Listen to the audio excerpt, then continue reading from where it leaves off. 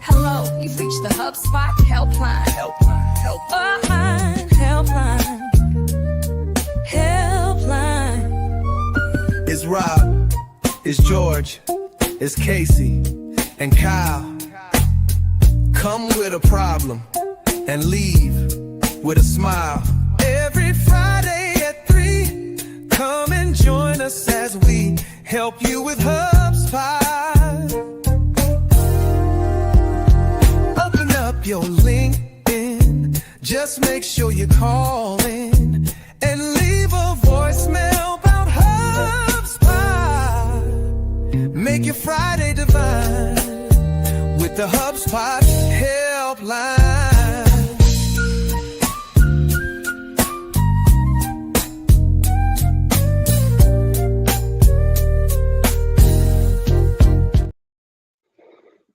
What's up, LinkedIn world? Happy Halloween. I'm Robbie Bobby. I'm joined by my 3 partners in crime. One of them on the top left with the beard. That's not a costume. That's his actual face and facial hair, Chris Carolyn.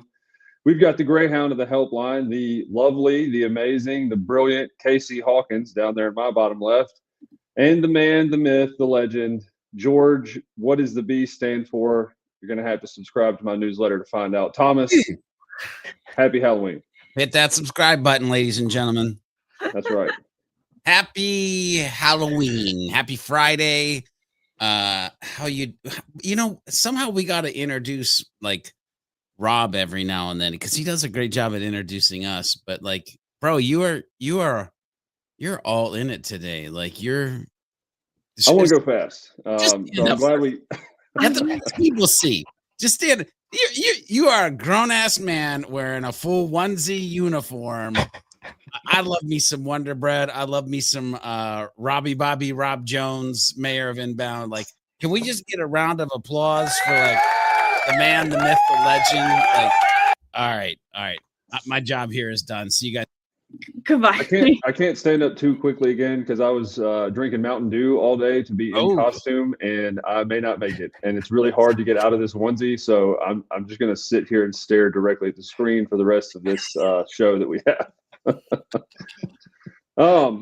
We've got some stuff to talk about today, but I wanted to start off with any Halloween gimmicks, Halloween stuff. There was some scary potentially news I think earlier today. I'm not sure if it's official yet. I don't know if your algo has brought to you the HubSpot news. That was, I feel like I'm burying the lead here intentionally. Somebody, X funnel. What? No. I mean, what? Go ahead. Yeah, HubSpot announced, Darmesh announced, and they had a press release earlier today, probably an hour ago, that they're acquiring X funnel. Oh. For AEO. Oh. Really? Yeah, I don't just look good in a costume. I did some research for the show. So we can discuss that. You're the host. That's why you're the host. HubSpot, yeah. X funnel expanding AEO capabilities. Yeah, look at company news.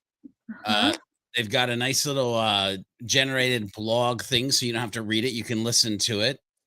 And I definitely know that you just wrecked my weekend. Well, I need to know more about this. I don't know if wrecked was a car pun, but I appreciate it. Didn't intend to wreck you or you are drive you into the car wall. today. Yes. Yeah. I am driving the car. Let's get some rapid reaction. If you haven't even read it, I think giving us a couple seconds to pause and read, but just at the general thought of HubSpot making another acquisition, because historically, whenever I did a comparison maybe a year ago, and I know that Salesforce has been in the CRM space longer and they're an older company, but Salesforce had something like 64 acquisitions over its history, and HubSpot had, well, now more, but 12, I want to say. So the whole crafted, not cobbled, does this interfere with that? Is this necessary? I like the play. I don't know anything about XFunnel. Well, and this is a shock. Can we start there? Can we start there? Because there might be a bunch of people like me who are like, what is XFunnel? And so like, if you go to their website, it says turn answer engines into your best sales channel, measure, analyze, take action, and experiment to improve your visibility across answer engines, and basically used daily and loved by leading marketing teams. Another dashboard. Nope. but it talks about dedicated analysis support, experimentation platform, content briefs that ship, affiliate activation kit, tailored playbooks, and research questions. Understand what users are asking. Research search volume, ask keywords and topics, understand questions that AI search engines see for every product, region, industry, and segment. Key capabilities, identify top questions by intent level, understand which topics are most important, segment data by region, persona, and product. More visibility. Ooh, that looks, ooh, I might need a minute. Okay, I'm going to scroll on. Understanding how you appear and why. Man. Chris is just shocked into silence, which I don't blame you for. Chris, any thoughts? I know you read very fast, so I wanted to, as George dives in deeper, I wanted to get your initial reaction to this. I think the statement, making it your best sales channel, is an interesting reach. Overall, I think a lot of attention is being paid to AEO, and I understand why. And if this helps companies focus on it in the right ways, I'm all for it. But to suggest it can replace some of your best humans that are usually the best sales channel, I don't think I'm that's not sure I I would don't go I that don't far. I don't think that's where it's going. Here's where my brain, Chris, with what I'm looking at and what I'm reading. And by the way, I might have to try to put an article together on this. What I'm envisioning is like back in the day, you had like a keywords tool in HubSpot when you could actually see the data before it got hidden. And you'd have dashboards and understandings around that. This very much looks like, and we know that like people just focus on sales because sales is what sells, because sales has budgets, but we can use this outside of sales. What I'm looking at, it truly is, or looks like it will be, a peek into a window that right now we don't have, of like what is happening in the LLMs, that we can then reverse engineer the idea of what's happening there to the content we can create, the conversations we could be having, like showing up in a way that makes sense, just like we've historically tried to show up in a way SEO that makes sense. That's what I'm getting from this. But I have the HubSpot article up, and I also have, if you go to xfunnel.ai, their latest blog is Xfunnel joins HubSpot to build the future of marketing. So I have both of those articles up that I know I'm going to read and kind of dive into.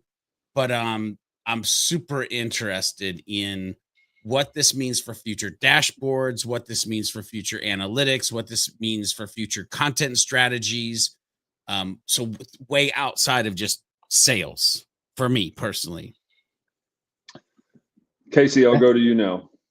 And I will I interrupt mean, my Chris favorite- so that I can make sure that you talk. Sorry for interrupting you. I just wanted to get you in here. My favorite thing about any HubSpot acquisition is that months ago, Chris said, no more. I remember that. I do remember that. And I was like, no, bro.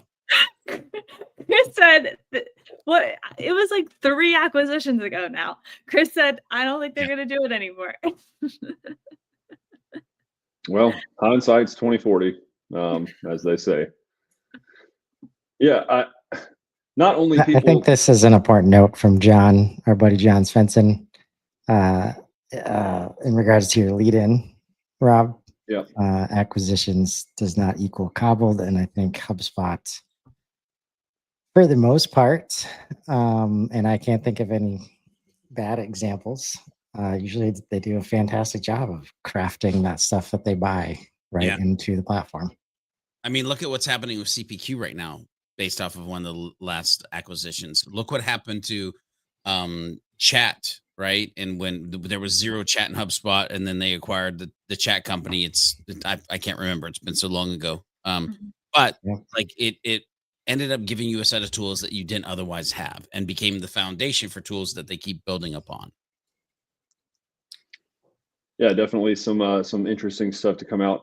I would since the host role is the layperson role in some context. So people might not be aware of this, as the three brilliant co-hosts of the show were surprised by the news. I really think this was announced like an hour ago. I just so happened to see it because I was working on some other stuff. But can we take even a further step back and try to explain to somebody, a friend that I have, I'll say that, the difference in SEO and AEO? How is there a fear that you would be able to similarly pay for rankings or have AI slop in a voluminous, copious amount start to position you as an answer, because it's what it's talking about, answer engine optimization, although there isn't merit or expertise or social proof in that? Like, somebody explain to me the key differences in SEO and AEO. I think AEO is still new. And a lot of companies don't know how to do it yet. Or are not, are still going towards the SEO route.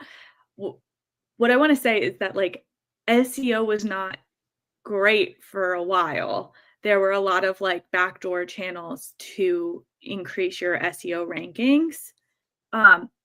But over time, the SEO algorithms prioritize good content because that's what keeps people coming back to the SEO algorithms. So what I wouldn't be surprised if we see bad actors increase in rankings in AEO over the next year. But then because the thing about AI is it corrects itself more quickly than the SEO algorithms, we probably are going to see that turn around even more quickly, potentially. When you say backdoor options, are like pay to play?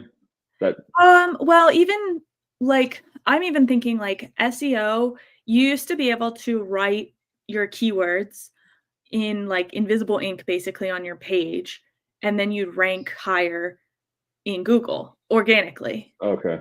That's not what's going to probably happen with AEO, but there's going to be things like that people figure out, take advantage of, but then the algorithm, even quicker than like the Google algorithm, is going to be able to correct that, I think. I wouldn't even call it an algorithm. Yes, thank you. Hang on. I wouldn't even call it an algorithm because it's a brain. It's intelligence. Brain. It's intelligent. Its name is literally artificial. That jury for me is still out. Intelligence. Anyway, so the brain is smarter than the algorithm, without a doubt. The brain shift and maneuver and change over time in seconds, milliseconds, and so like I by the way, I'm not disagreeing with you, Stacy. Wow, Casey. On this is how frustrated I am. I got some really mad about calling it an algorithm. But I'm gonna pause for a second though, because I want Chris to go, because then I'm gonna jump in because I got a whole thing. I don't disagree with you on a couple of things that you said though. Like, there's always going to be bad actors. There have been bad actors for SEO. There's going to be bad actors for AEO. However, I don't think bad actors get any type of leverage with AEO. I'll kind of talk about that in a minute. But Chris, I'm going to shut up. I want you to go based on Rob's original question. And then after you go, I'm going to go and give my opinion on AEO versus SEO. Okay. I think it's so early to try and suggest tactics that aren't super common sense. So all I'll say is it's a new channel. SEO was a channel. Now AEO, AIO, GEO is another channel that everybody's trying to figure out right now. I don't think anybody has the exact answers. It's not hard for me to deduce that AI in general is there to try and serve the human, and in their request, a valuable answer, and it does it better than anything has before us. So it's going to lean towards things that humans value. And when you think about word of mouth, community, video content, the story's the same, AI is just going to be way better at finding it. And there won't be any ways to hack your way into an algorithm because there is no algorithm. I think that's the main difference, is that algorithms, at the end of the day, were built by humans. And no matter how fast Google moved, no matter how hidden it was, you could figure out the algorithm and then try to game the system in your favor. I've been talking to Claude recently about the word algorithm, and is it the right word to describe what's happening, especially as the LinkedIn feed changes. And they talk about their new AI brain that is supporting the feed, which is not an algorithm. To think about it like it's an algorithm is not, it's incorrect, right? It's intelligence working in real time at a scale incomprehensible to humans to actually take the full story into account and then serve up valuable, relevant, timely content for the individual that is using that channel at that moment.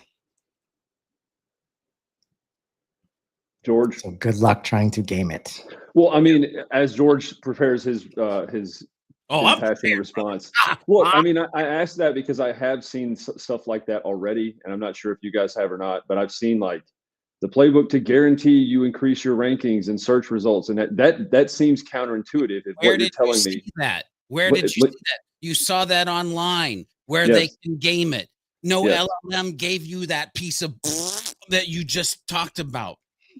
I am but a messenger. But you're correct. I didn't. That was not a response from the GPT or from anywhere else. That was it's an ad. That was get this playbook or contact us, and we guarantee improved, LLM search results if you want to rank here.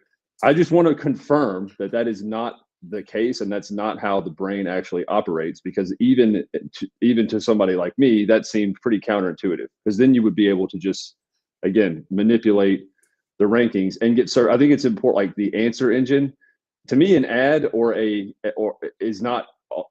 is almost never the answer that I would be looking for, right? It would be more of based on every bit of data imaginable that we have, here's what I think is the answer. Then you can go and do with that information whatever you want, but not, if you hurry, this is discounted now, and therefore it's the best option for whatever it is you're looking for. All right, George, I'll shut up. Those playbooks are SEO gurus trying to turn into AEO gurus, and it's not going to work. They will get paid in the short term because everybody really wants there to be an answer like SEO was. Mhm. It's just not going to work out for you if you throw money at it like that. Yeah. So, well, here's the thing.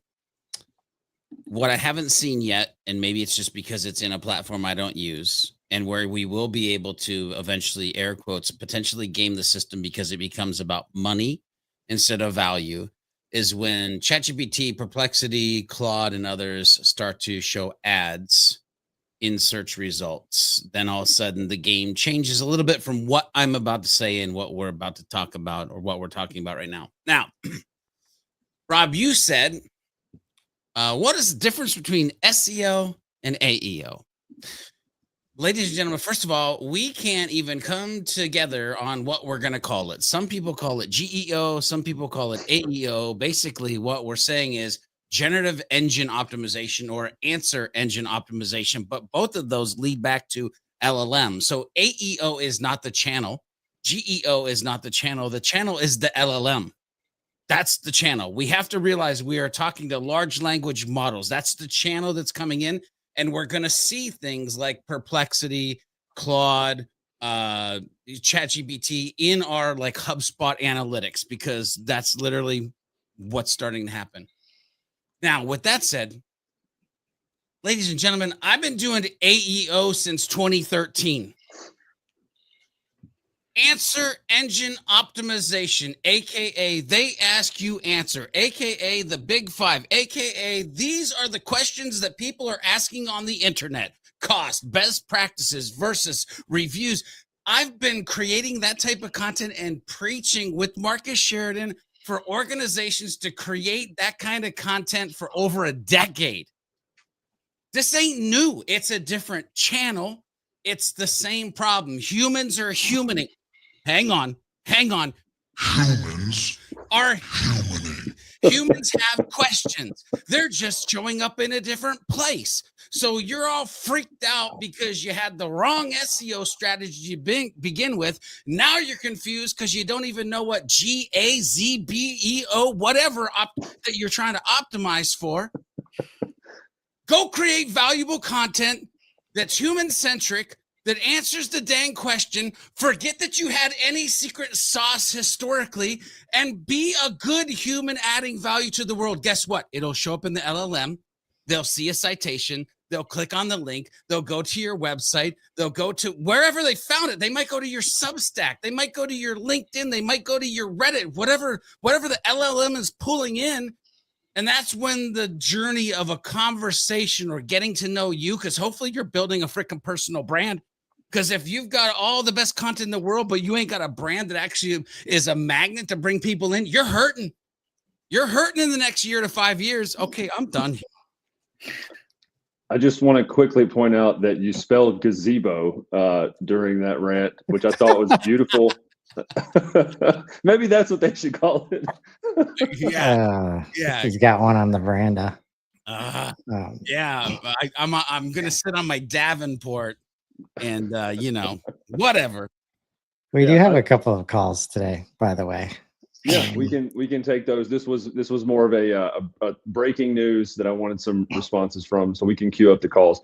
I still think that number one, George, that explanation and response that they ask you answer. I've been creating content like this for over a decade as a mic drop response. If my mic wasn't affixed to this mechanical arm, I would have picked it up and dropped it for you. But yeah, can we hear an amen? Yeah, seriously. Yes, we need to have that on the soundboard, like a hallelujah or something. Geesh. Yeah, and we can go. Let's go to the voicemails. I have some other thoughts that they're not digesting through my head to be able to turn them into words and questions that you can answer for me. So we might come back to this at the end. But the purpose of this show is to, as George so eloquently put it, answer when people ask, or more specifically, when they call. And it looks like we might have a voicemail or two queued up, Mr. Carolyn.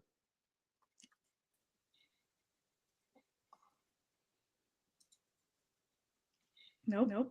Oopsie. Hi there. This is Matthew. Having a question for the mean green HubSpot machine people around leads. Our team often struggles with leads, and sometimes it's hard for our team to understand the difference between leads status, leads the object, leads as a life cycle stage. I would love to know what your thoughts are on leads as a whole, and if you're really excited about the recent product update that lets you rename it. Cool. If you have any more questions, feel free to call me back.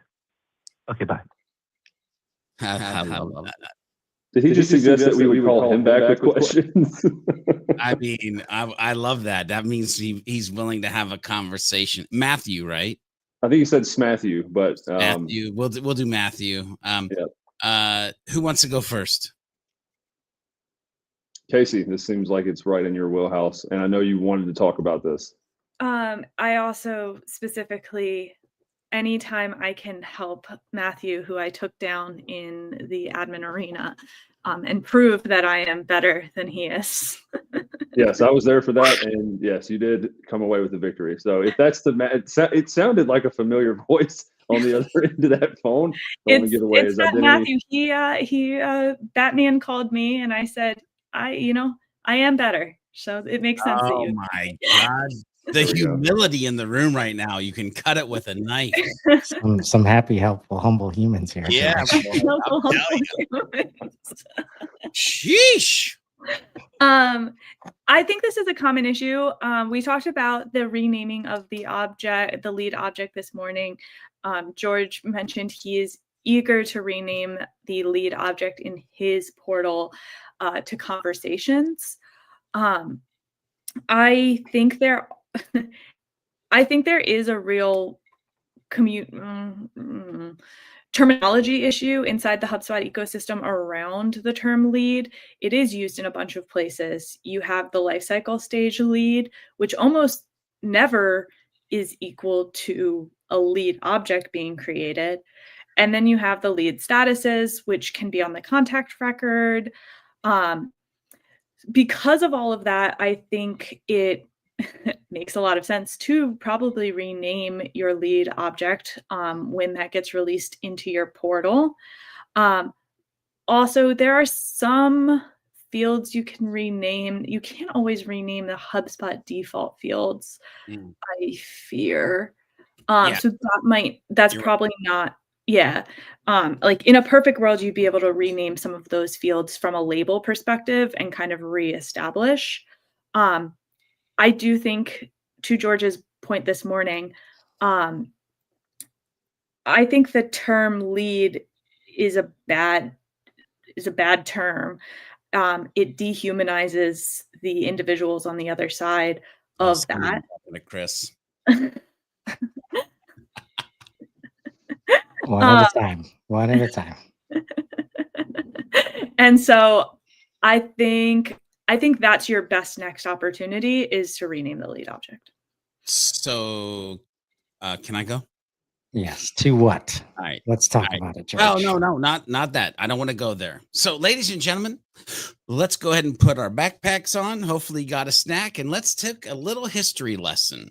First of all, the question was about lead status versus the lead object. Now, everybody needs to realize, you might be new to the ecosystem and not realize that lead status is a leftover property. That's right. They left it in the system when they built a new piece. Meaning, before lead objects, before we had a prospecting tool, before there was a sales workspace, we were out there trying to figure out how to hack the crap out of lead status to actually be the sales process that people followed before deals. First call, second call, presentation sent, things like that.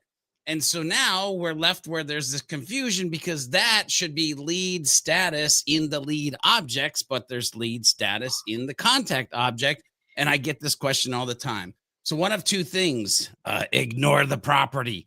Well, that depends. Does your people spend more time on a contact record or in a leads object record? I don't know. I can't answer that for you. However, you do have the ability to actually map your lead object status to a set of things that it needs to be customized for your actual operational organization.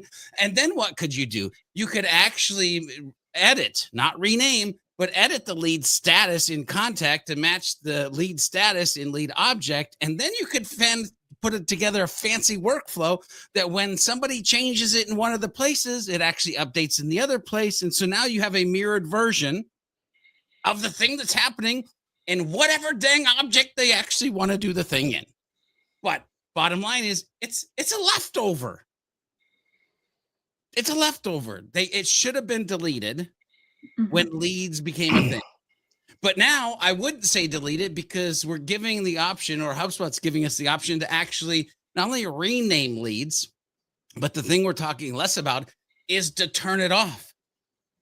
If you turn it off and you still have salespeople in your sales HubSpot system, that might be like a fallback to be able to use that for whatever system you're trying to build. So again, HubSpot is getting to the point where it just depends what your team is doing, in what object they're doing it, and what process is being built in a customized way to do that thing. Well said, Chris. You look slightly evil over there. I don't know if that's just lighting or if I don't know what happened this morning, so I apologize for that. But I feel like you have a retort that will be in George B. Thomasian levels of energy, confidence, and let's hear it.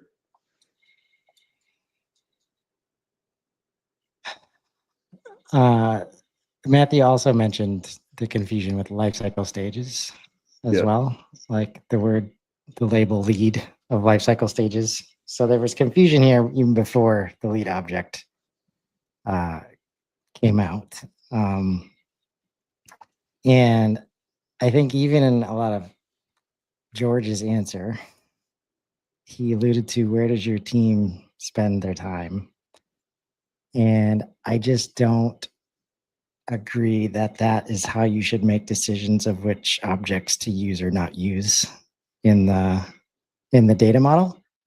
And there's not nearly enough consideration of the humans on the other side that you're trying to do business with, and what kind of data objects are needed to capture the kind of information that you care about to move somebody along in the journey, right? So let's say, for an example, because I always appreciated HubSpot prior to this object existing, because it never made sense to me that Salesforce had a lead object and a contact object, and they're representing the same human a lot of the time. And I was like, all right, HubSpot makes sense to me because it's always just one contact record. It's that human. Like, we don't need different versions of that human to keep track of their opportunities related to that human. I understand why they introduced the lead object, specifically to compete with Salesforce, in my opinion. And now that we can rename it, though, there are things that people talk about and that have been creating like custom objects for to track things like signals, as an example, right?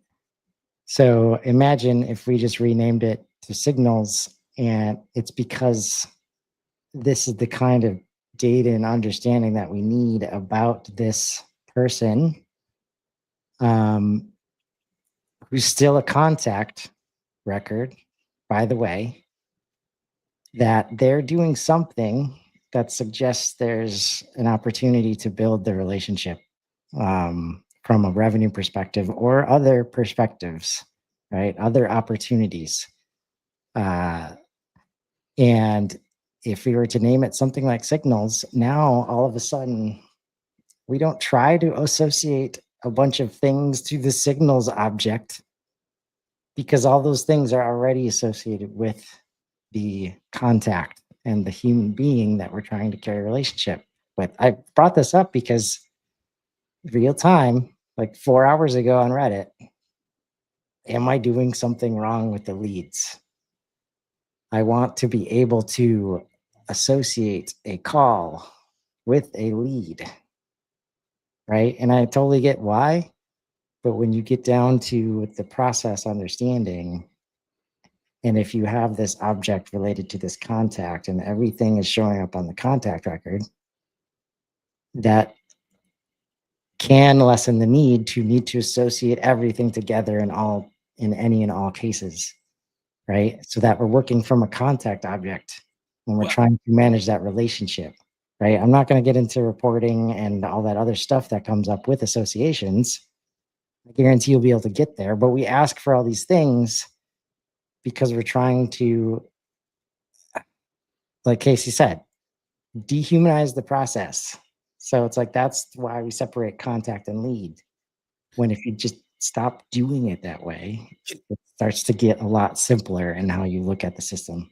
Can I jump in for a second? Because you're having a conversation with a human, therefore the call should be associated to the human, the contact. Here's something that I taught, because I've got this question a lot of times too, and it was like an aha moment for multiple humans, is like, and the reason I want to change it to conversations is because you can have 3 leads associated to the same contact. Meaning last year they wanted this and they got through the conversational process of wanting, let's say, a new website. 6 months later, they come in and they're a new lead because now they have an upsell, a cross sell, whatever sell you want to call it. And because now they want to actually have you do some CRM implementation work. So now lead number 2 is associated to that contact. And like 2 days ago, they contacted us and said, hey, they want us to edit their video podcast for them. They're a lead in the system 3 times. All those conversations and others 3 conversations led to opportunities, revenue generating, AKA what most people call deals. But they were those 3 conversations with that one human, and all the calls that we had in Zoom are associated to that contact. So when I actually go to use my Breeze assistant, to summarize the information I need to know about that human before I get on the 4th conversational call about the next thing they want to buy from us. It's all making sense. Like, that's the other piece. It's like, oh, so if they were a bad fit or bad timing, sweet, you're putting them in a nurture workflow because you're trying to get them back into another conversation, aka lead associated time of. Anyway, I'll shut up. My brain wants to explode. And it's because of the word lead, just to be clear, just so we're clear. Yeah. It is because of the word lead. Yes. I like both the conversations, like terminology because of that. And I like signals.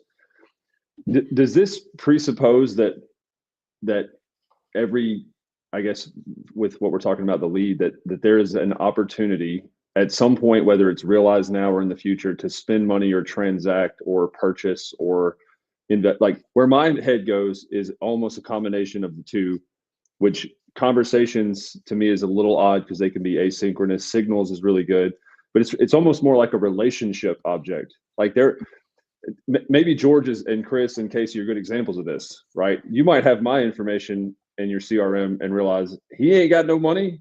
There is no way that I am going to be able to purchase from you.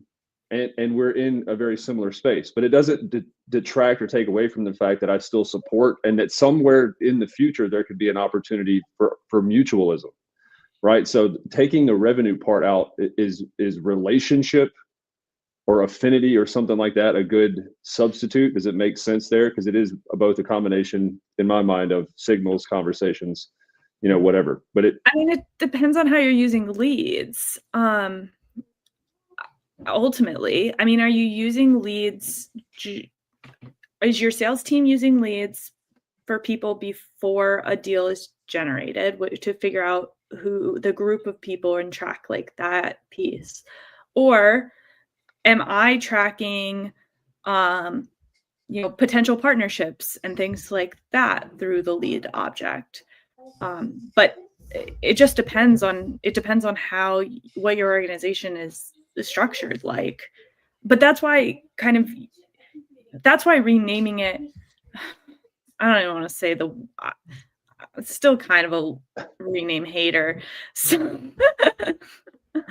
but like, the option to rename based on your organization is beneficial because you don't have to call it conversations. You can call it whatever you want that makes sense for your business. Yeah. Conversations might make sense for George's business model. Is he over there? Or am I mirrored? Down here. Yeah, I'm somewhere. I'm here. I'm still here. He's here to me, but sometimes it mirrors you. So I don't know if I'm pointing to the. But yeah, so it depends, and that's why the ability to rename is potentially really powerful. Yeah. It's also scary. I know why Casey said it's scary, because as somebody who helps people with HubSpot, we're now going into portals that don't look anything alike. So not that I care about that, because it is about you, the user. I want you to make it great for your internal teams so that they can make it amazing for the humans that they're serving. But it does make a next level situation for us that are going into 3, 5, 7, 14 portals a day. And have to go, oh yeah, that's right. In this portal, it's humans. In this portal, it's contacts. And in this portal, it's robots. Okay. Yeah. If you want to see me lose my mind on this topic, please join us this upcoming Monday for Lead Scoring Monday. Every Monday, as we talk about how to do scoring better inside of HubSpot.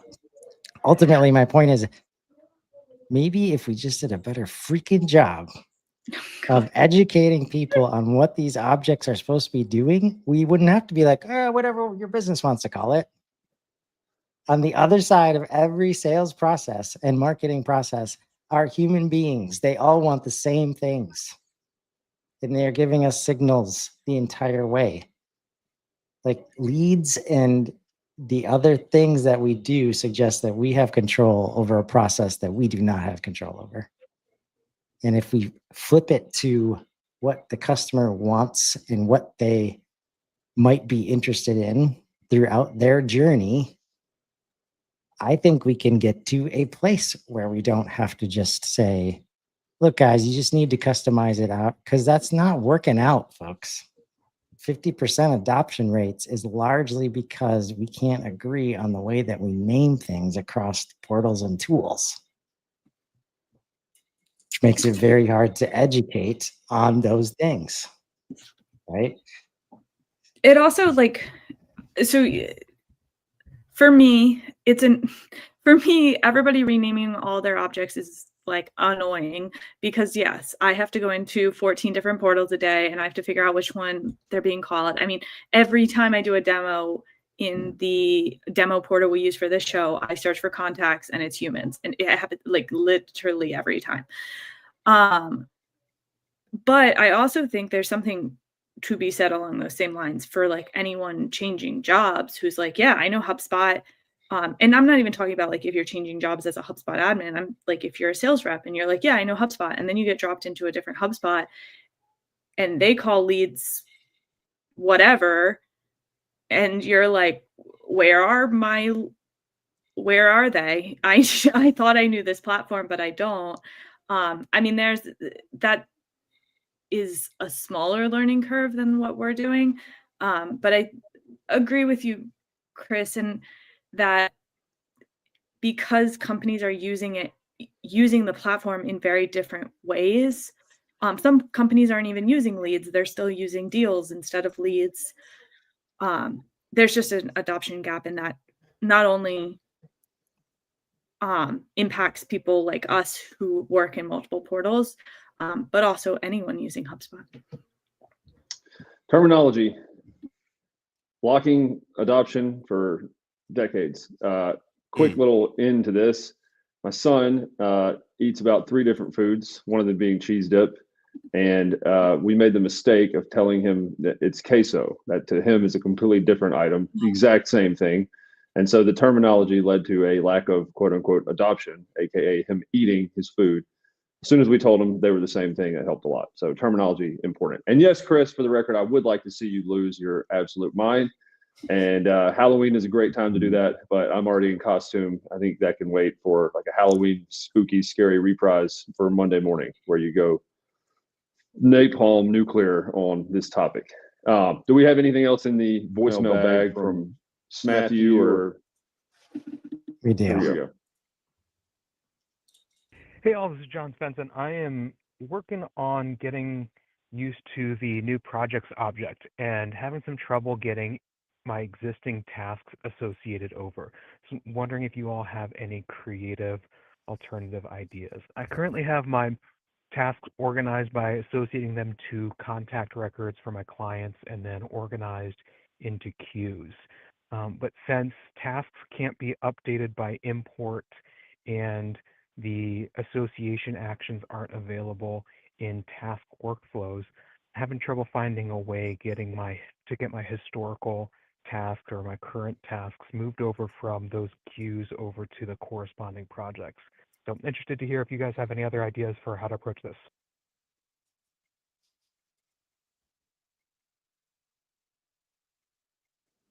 And now A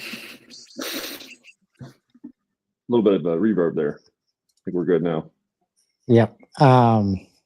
Yeah, so I actually ran into this earlier this week. Covered it on a show with Trisha, in that it's another spot where the associations, it's just new. It's a new object. They're doing some really cool stuff in making tasks visible specific to the project object. Because of that, I think the APIs are not like ready yet for a lot of this stuff. So I tried to get Breeze Assistant as an example to help me move tasks over and associate them to the project object and project records, and it could not. So I had to go the manual route. They did just open up the APIs related to projects, but that's where projects and tasks together are two objects that are getting fleshed out like real time. So I'm not surprised if those dots have not been connected yet. So I'm sure it will be shortly, but right now, at least user interface wise, manual is the only way you can do that. And can I just say, be happy that you've got projects. I asked for it to be unlocked a while ago in my portal, and I still have yet to see it actually get unlocked in my portal. So thanks for the reminder. I literally reached out to my PDM to say, hey, maybe you can do something about this, because I want to be able to be on this same journey in my own portal versus like client portals. I know that's not answering your question, but thank you for the reminder to get this thing going in mine as well. What did he mention as the desired end state? What he wanted to happen? I missed that portion. Well, he's got tasks already, right? Because we've been able to create tasks, but now he wants to move those tasks into project tasks instead of marketing tasks or sales tasks, Okay. because there can literally be the project.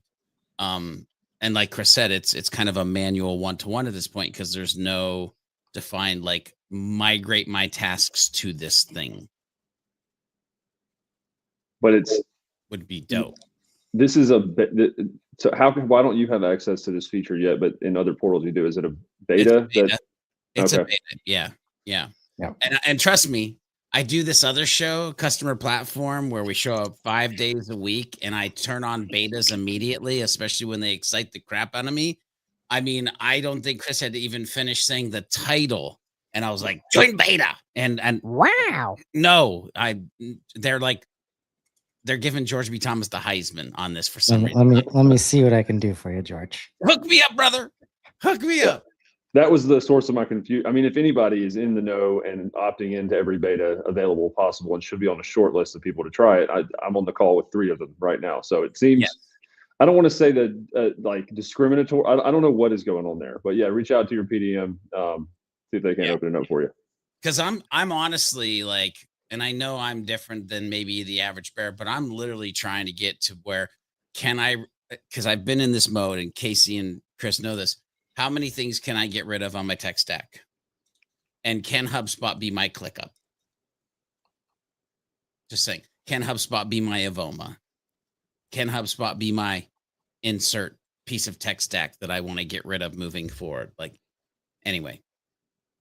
Specifically, if you were able to, number one, have access to that projects and be able to move, or he's wanting to migrate them, or just be able to associate tasks to certain projects, because that, I feel like you would be able to tasks. He wants to move marketing or sales tasks to projects where you have project tasks that have to get completed in a project, is what that sounded like to me from the phone call that we were listening to. Yeah, let me share my screen so it'll help. Yeah, apologies. I'm very visual. There we go. Right.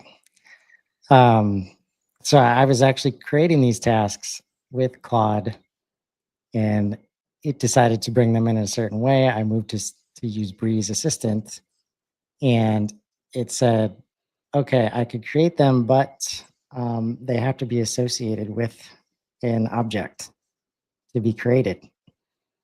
But it could not access the project object. So I had to associate it to the contact record, and then go through one by one. Not like that. And this sidebar pops up, which I was happy. This is where it's like, depending on what you're trying to accomplish, I was happy just to see I could pick any of all these different things to associate the task to. It's just to get to here, like, which is a new task card that they put on the project's records. You can tell that there's multiple teams working together to try and make this reality happen.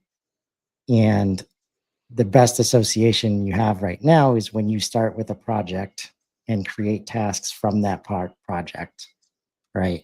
Because then you get the beautiful Gantt chart view that is showing up, but prior to the API being available earlier this week, right? Prior to that tasks card, this was the only way. This is one of the few ways you could actually create a task and see a Gantt chart related to a project, was doing it from this specific spot in HubSpot. So it's going to be a minute before all of our, historical objects and data will be easily moved over. But people like John are getting excited at the possibilities. And, we always want to do all the things as soon as we decide that we want to accomplish it in HubSpot. Yeah. Sorry, George, that they're keeping you out in the cold on this one, buddy. I know, right? It makes me sad. How dare they, right? I mean, I'm getting angry on your behalf. There you go. I appreciate it. George, I know you said you have a hard stop. We got 4 minutes left. Do we have another voicemail we can quickly run through and provide value to a human? Or is the mailbag empty? What do we want to do to finish up on this Halloween edition? We do not have any other voicemails. So is Good anybody week. dressing up tonight besides Robbie Bobby? Yeah, we actually have another. Already dressed up. Oh, My nice. goodness, we didn't even realize. Look at I that. should have changed it to Corgi of the helpline if I had thought of it before. I too have my costume on. I'm going as one HubSpot helper, George B. Thomas. That's what I'm going as today. Beautiful. Yeah, I posted last Halloween's costume. Megan and I dressed up as Team Sprocket, and we redid the intro to the Team Rocket stuff in costume and a wig. But this year, I am going as Kronk from Emperor's New Groove, and Cusco's poison. The poison specifically for Cusco. Yeah, that is what we're going as tonight, and the kids are going to be K-pop demon hunters. So I was going to ask if you had any K-pop demon hunters. I have, I have Rumi. So yeah, Noah's going to be Genu, I think. So I referred to him as Gianu today and was looked at. Oh no, that is a mistake. What are you possibly? What? Don't get yourself canceled basketball? now, Casey. Yeah. What are we talking about here?